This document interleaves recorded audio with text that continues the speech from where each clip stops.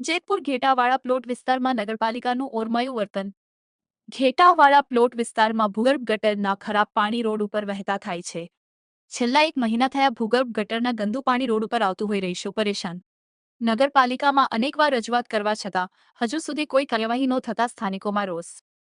ખરાબ ગટરના પાણી રોડ ઉપર આવતા હોય આરોગ્ય ઉપર કરે છે અસર. નાના બાળકો બહાર નીકળી શકતા નથી.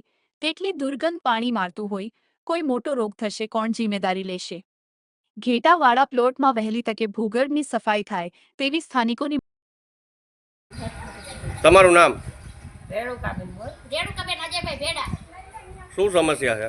આ પાણીનું અમારે જો આ ગંધારું પાણી અમારા ઘર આગળ આવે. આ સુધરાઈવાળાને કેટલી વાર ફોન કરી કે હમણાં આવે કોઈ આવતું નથી. પાણી વહી જાય, શેરી ચોખ્ખી થઈ જાય ત્યારે આવે. જો ગટરવાળાને ફોન કર્યો તો ગટરવાળા લોકો કે હમણાં આ પાણી વહી જાય પછી આવી હું કામનું. અત્યારે આવે તો ખબર પડે કે પાણી કેવું છે. ક્યાંથી પાણી નીકળે છે ક્યાંથી નહીં. અને આવે 3 વાગે આવશે સાફ કરવા, ત્યાંથી સાફ કરવા નથી આવતા. આવશે અને આમાં છોકરાઓને કેવી રીતના બહાર કાઢવા? અને બહાર શેરી ધોઈને ચોખ્ખી થઈ જાય ત્યારે જોવા આવે. અને આ 2 કલાકથી આવી રીતના આમ છે અને આ મહિનોથી આવી રીતના આમ થાય છે તો કોઈને ધ્યાન તો દેવું પડે ને. ગટર કાઢી છે તો આ રીતના થાય. એકાત્રા પોઝિશન અમારે ઊભી હોય. અને એમ કે તો એમ કે હમણાં આવે છે, અને હમણાં આવે છે. અમારા છોકરાઓને સ્કૂલ ચાલુ થાય તો અમારે હું કેવી રીતના હાલું?